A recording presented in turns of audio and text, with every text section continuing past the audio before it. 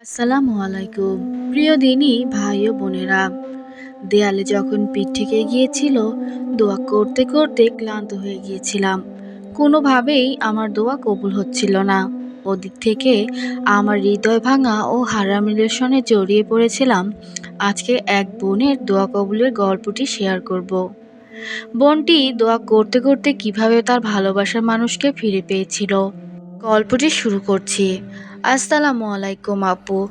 আপু, আজকে আমি বড়ই খুশি, বড় আনন্দের সময় আমার। আল্লাহ তাআলা জীবনের শ্রেষ্ঠতম দিন আমাকে দিয়েছেন। শ্রেষ্ঠতম জিনিসও আমাকে তিনি দিয়েছেন, যা আমি কখনো কল্পনাও করতে পারিনি এটা আমি পাবো। আমি কখনো নিশ্চয়তা ছিলাম না। স্কুলের গণ্ডি পেরিয়ে যখন কলেজে পড়াশোনা করতে যাই, ঠিক তখনই একটি ছেলের সাথে আমার সম্পর্ক তৈরি হয়। সেটা ধীরে ধীরে আমার হারাম সম্পর্কে পরিণত হয়ে যায়। তবে অবশ্যই ছেলেটির পক্ষ থেকে আমার কাছে প্রস্তাবটি এসেছিল।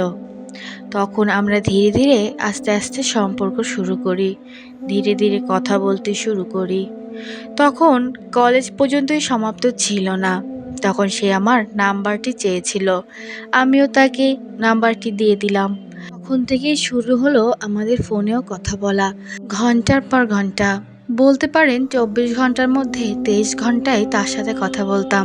আমি ছাত্রী হিসেবে খুব একটা খারাপ ছিলাম না। সব সময় স্কুলে ফার্স্ট হতাম। এমতো অবস্থায় যা হওয়ার ছিল তাই হয়ে গেল। হারাম রিলেশনে গিয়ে পড়াশোনা সব ভুলতে বসেছিলাম।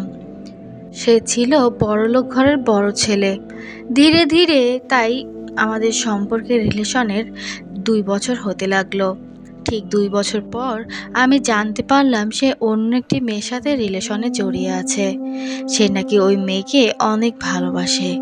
তখন আমি কান্নাকাটি করে পাগলামি করে আমার কাছে ফিরিয়ে আনি। আমাদের সম্পর্কটাই একটু শিথিল করার চেষ্টা করি। কিন্তু এভাবে কি জোর করে কাউকে ভালোবাসা যায় বলেন? তারপর কিছুদিন আমাদের সম্পর্কটা বেশ ঠিকঠাক ছিল। পরিবারের সবাই অবগত ছিল আমাদের সম্পর্ক চলছে। আমাদের সম্পর্কের বিচ্ছেদের একটি কারণ ছিল তার ফ্যামিলি। তার ফ্যামিলি কিছুতেই মানতে পারছিল না যে আমি তাদের ফ্যামিলির বউ হব। তারা কখনোই আমাকে বউরূপে মেনে নেবে না। সুতরাং তার পক্ষ থেকেই বিচ্ছেদটি শুরু হয়েছিল। তারপরেই কিছুদিন পরেই দেখতে পেয়েছিলাম ফেসবুকে অন্য মেয়ের সাথে স্টোরি দেওয়া, স্ট্যাটাস দেওয়া ম্যারিড। আমি ভেবেছিলাম তারা হয়তো বিয়ে করে ফেলেছে।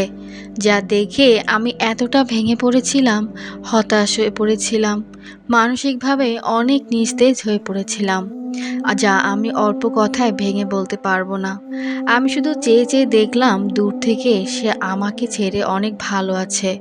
আমাকে ঠকিয়ে সে খুব ভালোই আছে, খুবই আনন্দিত সে। যা দেখে আমি তিলে তিলে শেষ হয়ে যাচ্ছিলাম।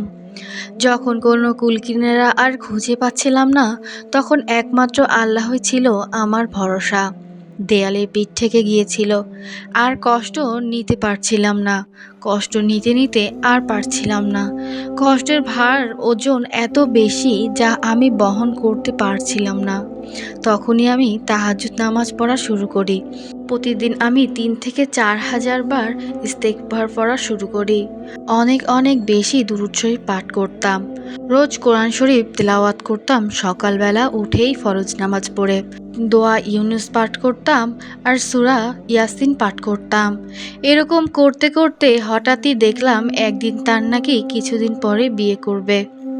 খবরটি শুনে তার বন্ধুকে কল করলাম আর জিজ্ঞেস করলাম কথাটি কতটুকু সত্য। তার বন্ধু বলল কথাটুকু সত্যি। তারপর আমি আমার ইবাদতের পরিমাণ আরও বাড়িয়ে দিলাম। তার মানে এই না যে আমি তাকেই চেয়েছি রবের কাছে। আমি শুধু বলেছি আমার রবকে, হে আল্লাহ, আমার জন্য যেটা কল্যাণকর সেটা তুমি আমাকে দাও, আর যেটা আমার জন্য কল্যাণকর নয় সেটা তুমি আমাকে কখনোই দিও না। আমার যেটা কষ্টকর সেটা আমার জন্য তুমি দিও না। যেটা আমার সুখ শান্তি কল্যাণ বয়ে আনবে সেটাই তুমি আমার ভাগ্যে লিখে দিও। আমি ধৈর্য ধরতে রাজি আছি, তবুও তুমি আমাকে ফিরিয়ে দিও না। তারপর 1 মাস পরে তার বন্ধুদের মাধ্যমে তার সাথে যোগাযোগ করি। তখন আমি তাকে বলি, তুমি আমাকে কিভাবে ছেড়ে চলে গিয়েছিলে? তোমাকে আমি এত ভালোবাসি, তুমি আমার সাথে প্রতারণা করে অন্য একটি মেয়ের সাথে কিভাবে চলে গেলে? তখন আমি তাকে বলি, আমি তোমাকে এত ভালোবাসি, তুমি আমার সাথে প্রতারণা করে একটি মেয়ের কাছে কিভাবে চলে গেলে? সেই মেয়েটিও তোমার সাথে প্রতারণা করে অন্য আরেকজনের সাথে চলে গেল। আসলে ভাগ্যের লিখন মনে হয় এরকমই হয় বলো। তুমি একজনকে কাঁদালে অন্যজনের জন্য তুমিও কাঁদলে। যাই হোক না কেন ছেড়ে চলে গেলে। যাই হোক, কেন ছেড়ে চলে গেলে তুমি? তারপর আমার প্রিয় মানুষটি বলল, তুমি আমার ভালোবাসার মানুষকে প্রতারক বলতে পারো না। আমি তাকে ভালোবেসেছি, এখনও ভালোবাসি, কিন্তু তুমি আমাকে একটু সময় দাও। আমি তার ভালোবাসা ভুলতে চাচ্ছি।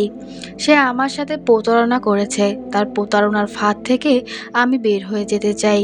এই শুনে আমি কষ্ট হয়েছিল, আমি কাঁদতে শুরু করলাম। তারপরও বুকে পাথর রেখে আমি তাকে সময় দিয়েছিলাম ভালো পথে আনার জন্য।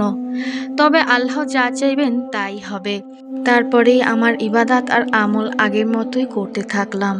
হঠাৎই তার বাড়ি থেকে আমার বাড়িতে একটি কল এলো। কল দিয়ে তার বাবা মা আমাকে তার বাড়ির বউ করার জন্য বিয়ের প্রস্তাব দিল। এর বিয়ে হয়ে গেল। না চাইলে কি না পারেন। আল্লাহ বলেন, অতিরিক্ত চিন্তা বন্ধ করো, অভিযোগ করাও বন্ধ করো, নিজের উপর অতিরিক্ত চাপ দেওয়া বন্ধ করো। বরং তুমি আমাকে বিশ্বাস করো। আমার উপরে তোমার বিশ্বাসটা কোথায়? আমি তোমারে তোমার পরিকল্পনার চেয়েও বেশি ভালোবাসি। আমি তোমাকে হতাশ করব না। নিশ্চয়ই আমার ওয়াদা সত্য। তাহাজ্জুদ নামাজের সময় রাত ৩টায় উঠবেন, উত্তম রূপে উঁচু করবেন, সুন্দর একটি জামা পরবেন, চুলটা একটু আঁচড়ে নেবেন, একটু সুগন্ধি ব্যবহার করতে পারেন। এই সাজ শুধুমাত্র আল্লাহ তাআলার জন্য।